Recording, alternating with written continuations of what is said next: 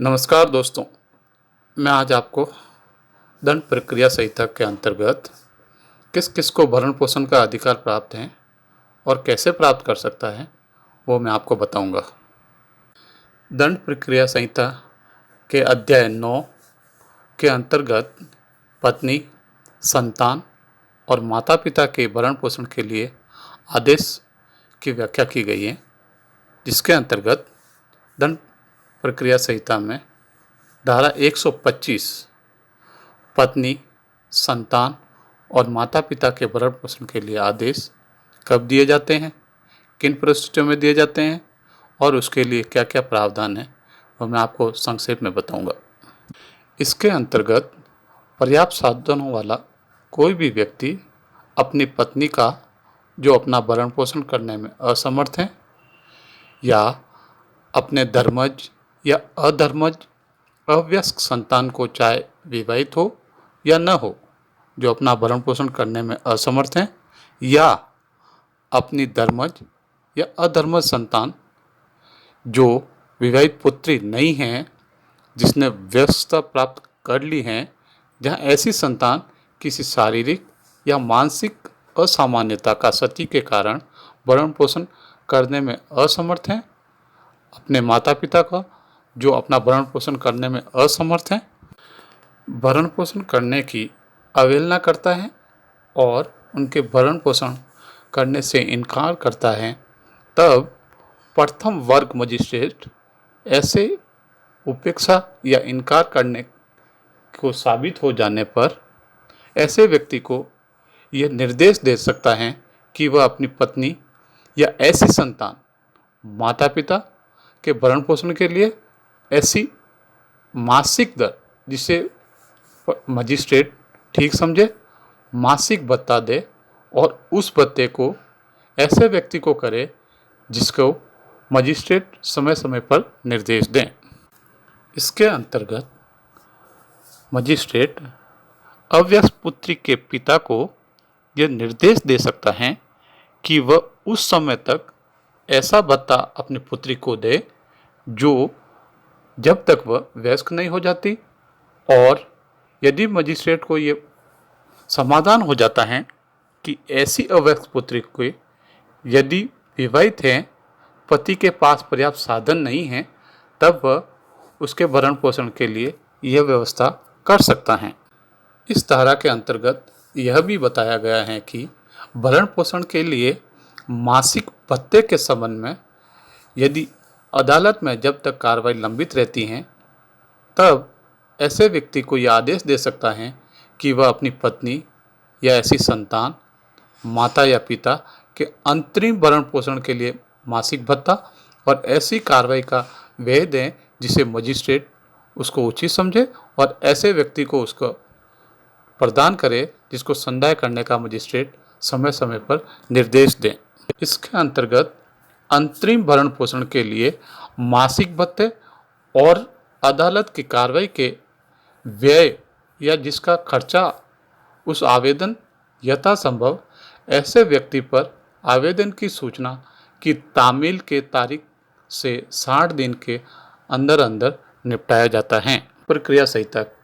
के 125 के अंतर्गत अवयस्क ऐसा व्यक्ति अभिप्रेत है जिसके बारे में भारतीय वयस्कता अधिनियम 1875 के 9 उपबंध के अधीन यह समझा जाता है कि उसने वयस्कता प्राप्त नहीं की है। पत्नी के अंतर्गत ऐसी स्त्री जिसके पति ने उससे विवाह विच्छेद कर लिया है या जिसने अपने पति से विवाह विच्छेद कर लिया है या जिसने पुनर्विवाह नहीं किया है, ऐसे भरण पोषण के अधिकारी होते हैं। अंतरिम भरण पोषण के लिए ऐसा कोई भत्ता और कार्रवाई के लिए व्यय आदेश की तारीख से, या यदि ऐसा आदेश दिया जाता है तो यथास्थिति भरण पोषण या अंतरिम भरण पोषण और कार्रवाई के व्यय के लिए आवेदन की तारीख से जब वह आवेदन किया था तब से लागू हो सकता है। यदि कोई व्यक्ति जिसे भरण पोषण के लिए आदेश दिया गया है उस आदेश का अनुपालन करने में पर्याप्त कारण के बिना असफल रहता है, ऐसी परिस्थिति में आदेश के प्रत्येक भंग के लिए ऐसा कोई मजिस्ट्रेट देय रकम की ऐसी रीति से उद्घृत किए जाने के लिए वारंट जारी कर सकता है जैसे रीति जुर्माना उद्घृत करने के लिए उपबंधित हैं, और उस वारंट के निष्पादन के पश्चात प्रत्येक मास के न चुकाए गए उसके किसी भाग के लिए ऐसे व्यक्ति को 1 मास तक की अवधि के लिए, अथवा यदि वह उससे पूर्व चुका दिया जाता है तो चुका देने के समय तक के लिए कारावास का दंडादेश दे सकता है। परंतु इस धारा के अधीन किसी रकम की वसूली के लिए कोई वारंट तब तक जारी नहीं किया जाता है जब तक उस रकम को उद्ग्रहित करने के लिए उस तारीख से जिसको वह दे थी 1 वर्ष की अवधि के अंदर न्यायालय से आवेदन नहीं किया गया है। यदि ऐसा व्यक्ति इस शर्त पर भरण पोषण करने की प्रस्तावना करता है कि उसकी पत्नी उसके साथ रहे और वह उस पति के साथ रहने से इनकार करती है, ऐसा मजिस्ट्रेट उसके द्वारा कथित इनकार से उन्हीं कारणों पर विचार कर सकता है और ऐसी प्रस्तावना के लिए जाने पर वह इस धारा के अधीन आदेश दे सकता है। यदि उसका समाधान हो जाता है, ऐसा आदेश देने के लिए न्याय संगत आधार होना बहुत जरूरी है। यदि पति ने अन्य स्त्री से विवाह कर लिया है या वह अन्य कोई स्त्री को रखता है तो वह उसकी पत्नी द्वारा उसके साथ रहने से इनकार का न्याय संगत आधार माना जाता है। पत्नी अपने पति से इस आधार के अधीन भरण पोषण या अंतरिम भरण पोषण के लिए भत्ता और कार्रवाई प्राप्त करने की हकदार नहीं होगी जब वह जारता की दशा में रह रही है, अथवा यदि वह पर्याप्त कारण के बिना अपने पति के साथ रहने से इनकार करती हैं, अथवा यदि वह पारस्परिक सहमति से पृथक रह रही हैं। मजिस्ट्रेट भरण पोषण के आदेश को उस परिस्थिति में रद्द भी कर सकता है जब कोई पत्नी जिसके पक्ष में